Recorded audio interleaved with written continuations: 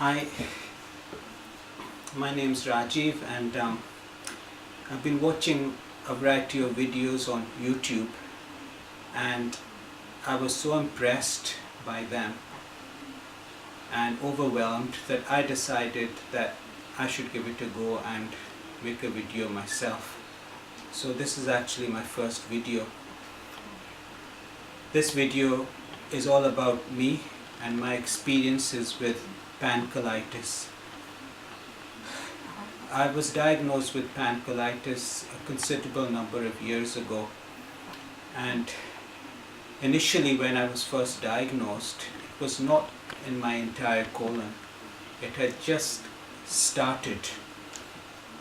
Then throughout the years it gradually spread, and ultimately it formed into pancolitis, and I've had that ever since. Now throughout the years, when it first started out, I didn't know what it was before the diagnosis. First I thought maybe it was a stomach bug or something, and I remember coming home from work and I was getting these ripples in my stomach.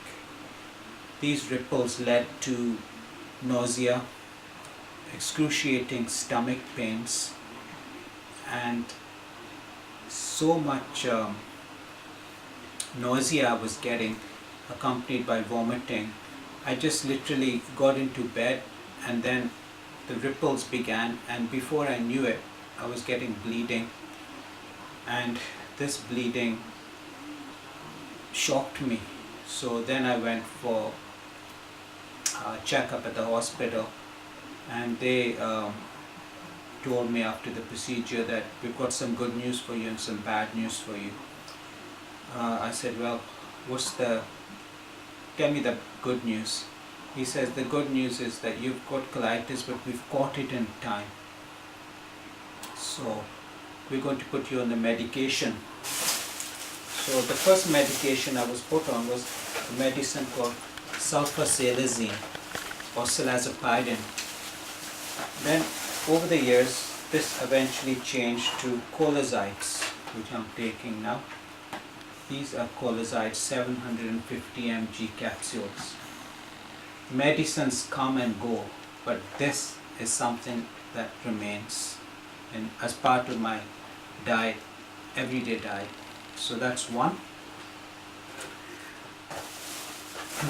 I also have been put on, I became anemic, so I was put on these ferrous fumarate tablets as well. So I have to have these, one to be taken twice a day for iron deficiency anemia, because my hemoglobin dropped to 6. And I had to have a blood transfusion, and later on I had some iron infusions after that, just to ensure my iron levels remain in the safe zone. I was also given these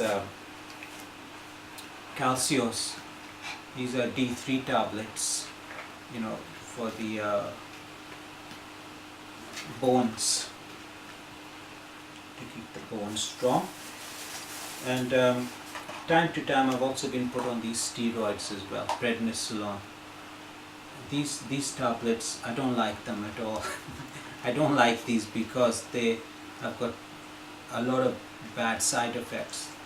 So I've been on these for 8 tablets, 1 tablet per week, 1 tablet per week. So now I'm on the last week now, so these are 5 milligram tablets. They're small white tablets, and you're meant to just swallow them with water, and they do all kinds of things to you. They give you what you call moon face, they make you put on weight, and they make you feel hungry all the time. You just want to keep eating anything that comes in your sight. Most recently though, there's been a breakthrough. This one I almost messed up. These I was given, these were antidepressant tablets called nortriptyline. So these are to make you feel a bit sleepy, because I was getting a lot of stress and anxiety. So this was, the doctor told me that stress and anxiety is not good for me, so I have to take these. So I was taking one of these at night, but they didn't really help me much. And he said this is a mild version. So I'm off these now, but they're still on my prescription. Then I was given this liquid drink. No, I'll come on to the diet afterwards. I must mention another thing. Most recently I was given these, I hope I'm pronouncing this properly, azathioprine, 25 mg tablets, one tablet once a day, and azathioprine tablets, 50 tablets, 50 mg. Okay, these are to be taken 2 tablets once a day. Now these are immunosuppressant tablets. This means that they suppress your immune system. So what it does is it suppresses your immune system. So as you know, as all IBD sufferers know, that IBD is an autoimmune disease, and it comes in the forms of Crohn disease and ulcerative colitis. These are the 2 main diseases, and this medication suppresses that immune system, because in autoimmune it means that your body is attacking itself. So this stops the body from attacking itself. Having said so, I've been on these for some time now, and I told my doctor that I was getting some very bad side effects from it. Well, just reading some of the side effects is scary enough. I mean, you're meant to stay out from sunlight because you can get skin cancer, or lymph cancer I think it's called. Apologies, I'm still getting used to some of the terms, medical terms. And it also does stuff to your bones, bone mass. It does something to that, it suppresses that, and it's not very good. And the most important thing also is that you're meant to keep away from anybody who has any kind of infection, because when anybody's near you, if somebody's got the flu or something, for instance, and they sneeze or they sniff or something like that, those symptoms come on you, and you don't recover quickly because you don't have any immunity. So that's the bad side of it, that's the side effects. The good side of it, I suppose, is that, I haven't had any flare-ups, since I was having terrible flare-up before this. You see, what happened was, when I came off the steroids last time, the very next day I started getting bleeding, rectal bleeding. So I told the doctor, and they said, right, now we're going to put you on this one, azathioprine. So now they also gave me these suppositories. These are like, I'm trying to get the correct, I think it's got mesaline in it. It's a substance that is anti-inflammatory. So these were all given throughout my flare-ups time to time over the months and the years. And again, Adcal D3 were given with the azathioprine. So that's the medicines I've spoken about. Although the medicines are good, but I have to say that the diet is, for me, the most important factor of all. So what worked for me, and it might work for you as well, are smoothies. What you need to do is you need to take some Alpro milk with some Alpro yogurt. These are non-dairy, by the way, so they won't upset you. Dairy products are out for me. I'm literally on a vegan diet. So yeah, mix a bit of Alpro milk with Alpro yogurt. Cut some bananas, chop a few bananas, peel a pomegranate, 2 pomegranates, and put them in the mixer. 4 bananas, 2 pomegranates mixed with Alpro yogurt, and a complete carton of Alpro. Complete carton. and a complete carton of, half a carton of Alpro soya milk. Put them in the mixer. If you have a Ninja, that's great. And make your smoothie. So once you have made your smoothie, then you can put it in the fridge for some time. And don't forget, it's 4 bananas. So yeah, I find that these smoothies have helped me a lot. So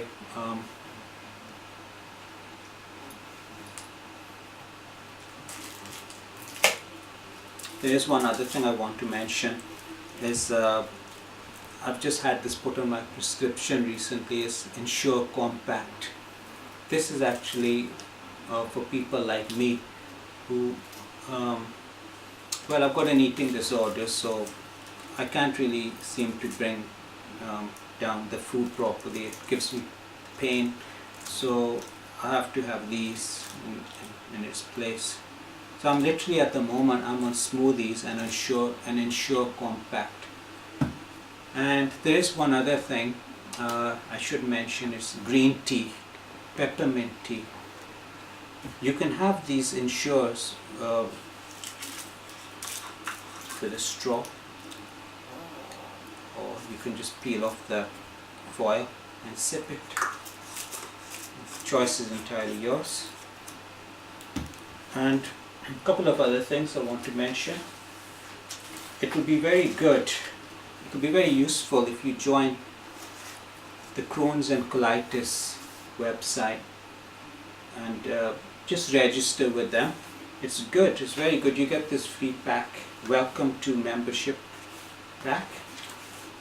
It's got these booklets in it which includes a food and IBD guide. It tells you all the different kinds of food you can eat. It's got a welcome letter, and there's various literature in it, and a magazine that comes, and Understanding IBD, ulcerative colitis and Crohn's disease, and just a guide to my Crohn's and colitis care. It's got several goodies in it which you will definitely find useful. I certainly am enjoying a good read of these. Most important of all is, if ever you're outdoors, you get this. You get this special Crohn's and Colitis UK band, which you can, wristband, which you put around your arm. You get your urgency card with your registration number on it, and you also got your universal key. Anywhere you need to go to the loo, anywhere that has access to the loo, just show them the card and this key, and that could save your life. Believe me, I know how it feels like. When you gotta go, you gotta go. And it's a complete nightmare if you don't have that facility there. I've been through all the phases. When I was working in the city, I used to always find that compartment which had the bathroom next to it. I used to stand there, and I was going through all the mainly down phases there, because the disease was taking its toll on my body, and I was traveling to the city on an empty stomach. It's the only way I could get there, because I just couldn't keep food down. I was literally on green tea and a few peanuts which I had just before coming home on the train. I used to skip meals and just wait to the end of the day coming home. That was the main attraction, that I can put a few nuts in my mouth, and I've had to chew them well as well, and just drown them down with green tea. And the other thing I wanted to mention is, it could be a very good idea if you keep a food journal with you. I know it's a bit of a hassle, but just, okay, I've gone a bit over the top here because it's more of a diary here, but ideally just put the day and the date, and AM, PM, what did you have throughout the day, and try to keep a note of your medications, because if ever you get ill or something like that, then you can just look back on your book, and every time you get a flare up, just put an asterisk. If you get bleeding, use a red ink, write it in red, so when you're flicking through the book you can see which pages you had your the blood, the bleeding. So when it comes to seeing your main hospital consultant, you can tell them over the phone, your IBD nurse or your main hospital consultant, your main doctor, that this is what happened to me, this is what I had, this is how many times I opened my bowls, this is how much blood I got. Blood is measured in spoonfuls. So that's something you should do. And the other thing is very bulky. Keep all your medical notes in a make a medical folder and keep all your notes. Try to keep them in a chronological order where everything you can see at a glance. So if you have to retrieve any important paperwork, including your endoscopy, colonoscopy reports, everything is there. You don't need to look around, where did you put them? They'll all be together in your medical folder. So these are just a few tips I'm giving. Please excuse me if I've missed anything out. This is my very first video I'm making. Like I said, time to time I watch videos on YouTube by patients with colitis telling their story, and they really helped me a lot. So I want to thank all those contributors for making such video and for encouraging me to come out and decide to do one myself. I hope that my video proves useful to you in terms of how to organize yourself, and just be brave and be positive.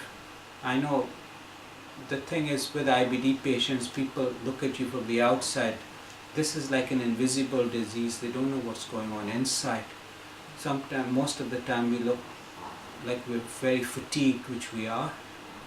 And this is because we're literally in pain all the time. It's just different measurements of pain. Some days you feel less pain, other times you feel a lot of pain. It really helps if people are understanding. We really go through lots and lots of torture. And I would say, in my case, the main culprit is the food.